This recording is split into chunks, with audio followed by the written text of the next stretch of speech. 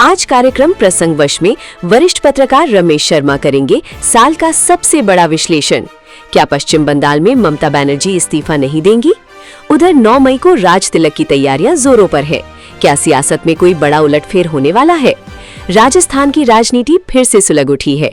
अशोक गहलोत बनाम सचिन पायलट की जंग में तेरा पीछा ना छोड़ूंगा जैसे बयानों ने हलचल बढ़ा दी है।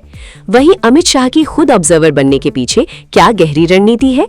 इन सभी सुलगते सवालों का सीधा और बेबाक जवाब सिर्फ न्यूज के लाइव पर। नमस्कार। प्रसंगवश में आप सभी का स्वागत है।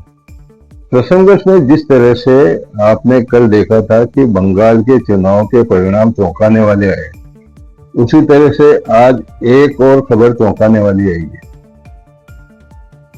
दीदी की जिद अभी भी अड़ी हुई है, जिद पूरी। दीदी की जिद है कि उनको हराया गया है, वो हारी नहीं है। और उन्होंने स्पष्ट रूप से कह दिया कि वे मुख्यमंत्री के पद से त्याग पत्र नहीं देंगी। स्पष्ट रूप से उन्होंने आज एक प्रेस कॉन्फ्रेंस की। प्रेस कॉन्फ्रेंस में उन्होंने कहा कि वे मुख्यमंत्री हैं, मुख्यमंत्री रहेंगे, मुख्यमंत्री के पद से त्याग पत्र नहीं देंगे। ये बात अलग है कि कानून अपना काम करेगा, दीदी चाहे जो कुछ भी करे। लेकिन जिस प्रकार से उन्होंने बात कही है उसको लेकर के उन्होंने कुछ आरोप भी लगाए। उन्होंने चुनाव आयोग को अपनी एजेंसी बताया, बीजेपी की एजेंसी बताया। उन्होंने कहा कि हमारे कार्यकर्ताओं को 2 दिन पहले गिरफ्तार कर लिया गया, उनके साथ मारपीट की गई, उनको मतदान केंद्रों पर नहीं जाने दिया। और सबसे बड़ा आरोप उन्होंने लगाया कि 90 लाख वोटर्स के नाम जो काटे थे उनमें से 32 लाख तो जोड़ दिए गए, लेकिन शेष मतदाताओं के नाम काटे गए, जो भी उनकी हार का कारण है।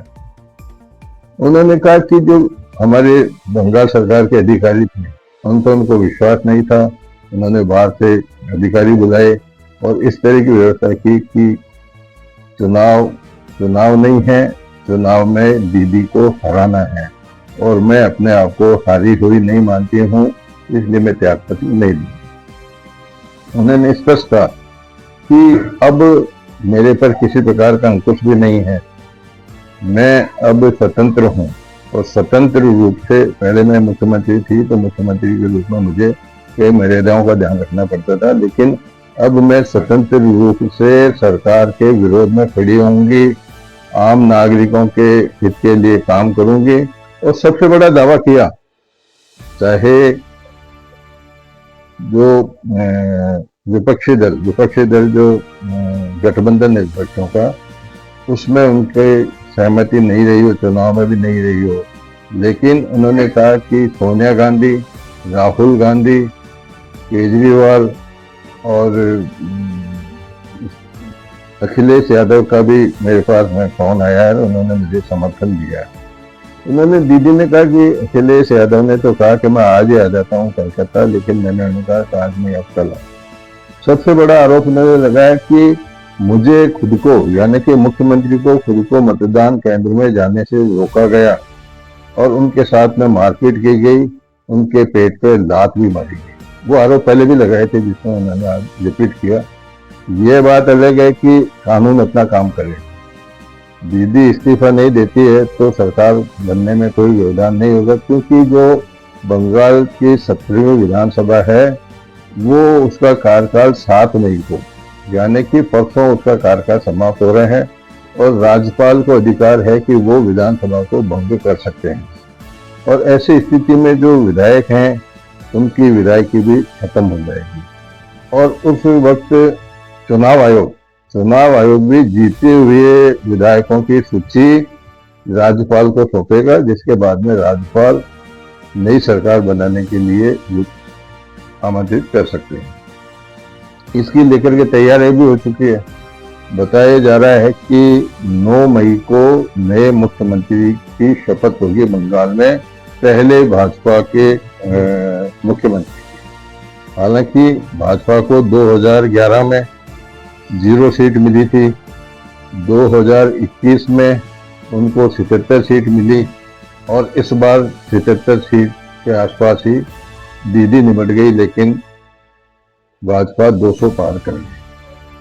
अब इसमें एक सबसे बड़ी बात ये हो रही है कि जहां तक मेरी जानकारी है, जहां भी विधानसभा के चुनाव होने के बाद में नेता चुनने के लिए, मतलब विधायक दल का नेता चुनने के लिए जब भी पर्यवेक्षक लगाए गए हैं, तो मेरे ख्याल से कभी अमित शाह तो पर्यवेक्षक नहीं बने, लेकिन बंगाल में उनको पर्यवेक्षक बनाया गया है, जो विधायक दल की बैठक लेंगे और मुख्यमंत्री के चेहरे को सामने भी लाएंगे। अब इसके पीछे क्या कारण रहे, या तो बीजेपी जानती है या अमित शाह जानती है, लेकिन कुल मिलाकर यह है कि अब यह मामला एकदम से नई सरकार के गठन की तरफ बढ़ता हुआ जा रहा है, क्योंकि 9 मई घोषित हो चुकी है। तो अब मुख्यमंत्री को बनना भाजपा का बिल्कुल लगभग तय माना जा रहा है। तय माना क्या जा रहा है, 9 मई को बंगाल सरकार में भगवा कराया जाएगा, भगवा कराया जाएगा, भगवा पार्टी का मुख्यमंत्री वहां हो जाएगा। ये भी आरोप लगाए, मतलब मुख्य मुद्दे क्या रहे वहां पर वो कहने की जरूरत नहीं है। बात मछली और काली माता, ये कुछ है। हालांकि भाजपा ने भी कहा कि जो मुख्यमंत्री होगा वो मछली खाने वाला ही होगा, और एक सांसद ने तो मछली खाई भी सार्वजनिक, क्योंकि वहाँ दीदी ने कहा था कि अगर भाजपा की सरकार आ जाएगी तो आपकी मांस और मछली और बात बंद हो जाएगी। लेकिन ये सब होकर के उसमें, मतलब चुनाव में जितने भी जो कुछ भी करनी थी सारी बातें हुई और नया इतिहास कायम हो गया। तो ये तो हो गई बंगाल की बात। अब बात कर लेते हैं कि अशोक गहलोत पार्टी, देखो राजनीति में 2 बातें होती है, हाथी के दांत खाने के होते हैं, दिखाने के अलग होते हैं। इसी प्रकार से एक कहावत है मारवाड़ी में भी कि मुख में राम बगल में छुरी। अशोक गहलोत ने सचिन पायलट के लिए क्या कुछ नहीं किया, जितना नीचे गिराना था पायलट को, अशोक गहलोत ने कोई कमी नहीं की। जब वो मुख्यमंत्री हुआ करते थे और जब सचिन पायलट पर यह आरोप था कि बीजेपी के साथ में मिलकर के वो अशोक गहलोत की सरकार को गिराना चाहते हैं, उस समय तो उन्होंने नकारा, निकम्मा, गद्दार तक का कहा था, और वो शब्द उन्होंने वापस नहीं लिए। लेकिन दिखावे के रूप में जब भी सचिन पायलट पिछले 2 साल में, यानी कि जब भाजपा की सरकार बन गई, तो जब भी सचिन पायलट सामने आए तो उन्होंने कंधे पर हाथ रख के उनके फोटो खिंचाया, उनके साथ में रह करके हमारी कोई लड़ाई नहीं है, हमारे बीच में कोई लड़ाई नहीं है। लेकिन इसका दूसरा चेहरा ये सामने आया है कि मुख्यमंत्री सचिन पायलट अभी सोनिया परिवार के खास माने जाते हैं, भले ही उनको मुख्यमंत्री समय नहीं बनने दिया, क्योंकि जब वसुंधरा का राज था 5 साल तक जो कांग्रेस विपक्ष में थी, तो सचिन पायलट प्रदेश अध्यक्ष रहे, और प्रदेश अध्यक्ष रहते हुए उन्होंने 5 साल तक विपक्ष की भूमिका निभाई थी। लेकिन जब चुनाव हुए विधानसभा के, तो मुझे ध्यान है कि 20 से 25 दिन तक मुख्यमंत्री का चयन नहीं हो पाया था। सचिन पायलट को बनाया जाना था, लेकिन अशोक गहलोत की जिद थी और अशोक गहलोत बने। इसके बाद में अशोक गहलोत को जब राष्ट्रीय अध्यक्ष बनाने की बात आई, सोनिया गांधी ने अपने पर्यवेक्षक जब दिल्ली भेजे, तो उन्होंने अपने 70 विधायकों को उस बैठक का बहिष्कार करवा दिया। और आज उन्होंने जो बयान दिया है वो कहा कि सोनिया गांधी और राहुल गांधी की जीत है केरल में, जबकि सचिन पायलट छत्तीसगढ़ के तो प्रभारी हैं कांग्रेस की, लेकिन केरल में भी मुख्य ऑब्जर्वर बने थे विधानसभा के अंदर, जो चुनाव हुए अभी, लेकिन उन्होंने सचिन पायलट का नाम नहीं लिया।